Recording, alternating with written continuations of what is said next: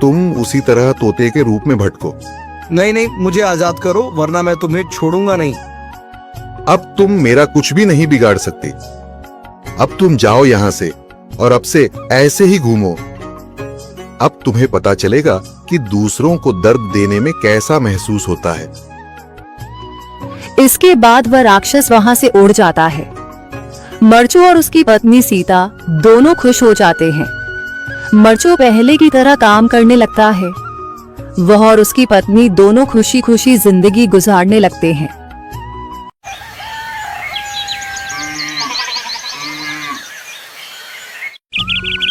मरचू जंगल से लकड़ियां काटकर बाजार में बेचने गया, लेकिन उसे लकड़ियों के अच्छे दाम नहीं मिले।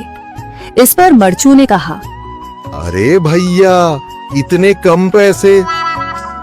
इन पैसों में तो 2 वक्त का खाना भी नहीं मिलेगा।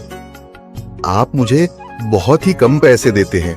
मैं इतनी मेहनत से लकड़ियां काट कर आता हूँ, लेकिन उनके पैसे मुझे बहुत कम मिलते हैं। भैया, तुम्हारी लकड़ियां होती ही इतनी कमजोर हैं कि मैं इससे ज्यादा पैसे नहीं दे सकता। तुम्हारी लकड़ियों के बस इतने ही पैसे बनते हैं। अरे भैया, कुछ ज्यादा कर दो ना। वो क्या है ना कि इन पैसों का तो कुछ भी नहीं आता। मैं अपनी जिंदगी कैसे गुजारूंगा? भैया, तुम जाकर अच्छी लकड़ियां लाओ, तभी इन लकड़ियों का अच्छा दाम मिल पाएगा, वरना इन लकड़ियों का तो यही दाम है। ये सुनकर मरचू बहुत ज्यादा परेशान हो गया और पैसे लेकर किराने की दुकान से सामान खरीदकर घर आ गया। घर पहुंचते ही मरचू की पत्नी सीता ने कहा, अरे जी, सामान ले आए आप? हाँ जी, सामान ले आया हूँ। सीता के चेहरे पर खुशी छा जाती है, लेकिन जब उसने सामान देखा, जी, इसमें तो बहुत थोड़ा सामान है। हाँ सीता, मुझे पता है कि यह सामान बहुत थोड़ा है, लेकिन मैं क्या करूं?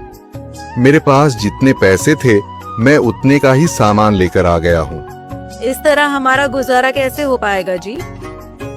आपको तो पता ही है कि हम कितनी मुश्किलों से गुजारा करते हैं। हाँ हाँ, मुझे पता है, लेकिन मैं कर भी क्या सकता हूँ? मेरे पास इतने पैसे ही नहीं कि हम एक अच्छी जिंदगी गुजार सकें।